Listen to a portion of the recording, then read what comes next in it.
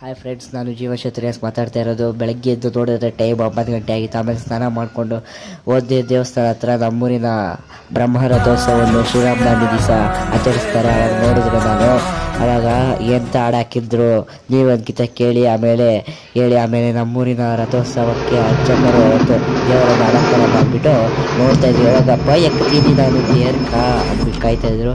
ಆಮೇಲೆ ನಮ್ಮೂರಿನ ತೇರು ನೀವೇ ನೋಡಬೇಕು ಅಂತಿದ್ದ ಕಣ್ಣಾರೆ ತುಂಬ ಎಷ್ಟು ಚೆನ್ನಾಗಿತ್ತು ಅಂದ್ಬಿಟ್ಟು ನೋಡಿ ಎಂಜಾಯ್ ಮಾಡಿ.